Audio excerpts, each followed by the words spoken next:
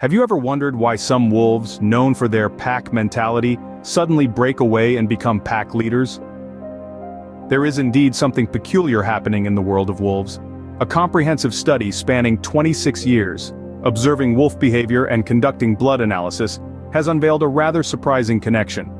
Normally, wolves are known for their strict social structure and collective mentality. But something strange happens when these creatures are infected. The infected wolves start to show increased risk-taking behavior, a trait not typically associated with the cautious and collective nature of wolves. These wolves become more daring, willing to venture into territories that others avoid.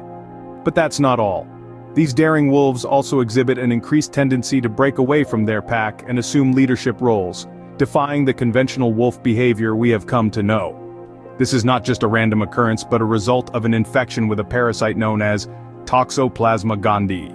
So what is this Toxoplasma gondii that has such a profound effect on wolves? Well, it's a parasite, a rather cunning one that can infect warm-blooded creatures including humans. Its most infamous effect is toxoplasmosis, a disease that can cause flu-like symptoms and even brain damage in severe cases. But it's not just the physical effects that are intriguing. This parasite can alter the behavior of its host in fascinating ways. Now let's take a look at Yellowstone National Park, a vast expanse where wolves and cougars roam. Here their territories often overlap. The cougars are known carriers of Toxoplasma gondii, and wolves can become infected by consuming dead cougars or their feces. Once infected, the wolves begin to exhibit changes in their behavior. They become more daring, more willing to take risks. This increased risk-taking can lead to dispersal from their pack. And interestingly enough, they're also more likely to rise to the position of pack leader. This is possibly due to heightened aggression and dominance, potentially a result of increased testosterone levels caused by the parasite. The parasite doesn't just infect the wolves, it alters their behavior in ways that could have far-reaching effects. Infected wolves aren't just acting out of character, they're doing something that could change the entire pack dynamic.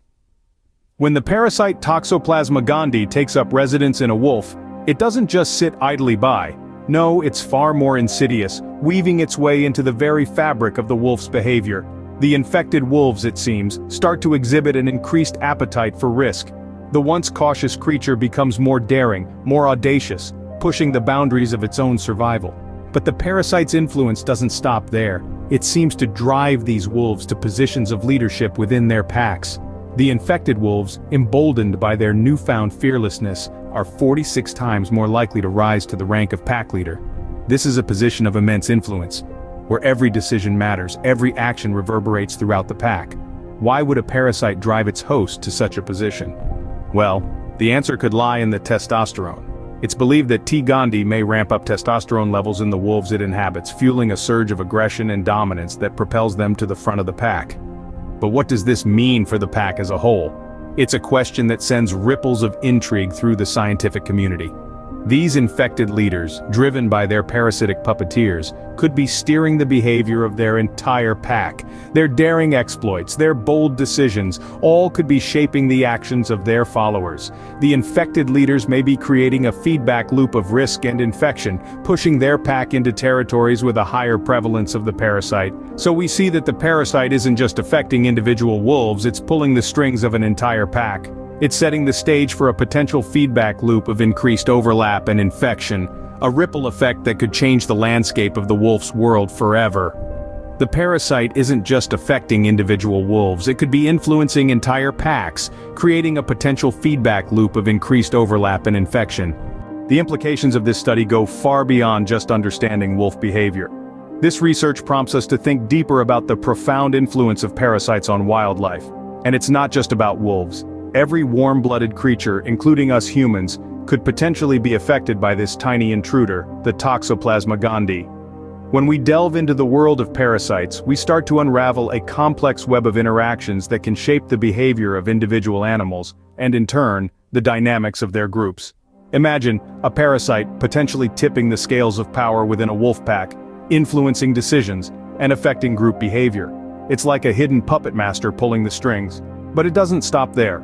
The impacts of these infections can ripple out, affecting entire populations and the ecosystems they inhabit. By understanding these effects, we can gain a holistic view of our natural world. a world where every creature, large or small, plays a vital role.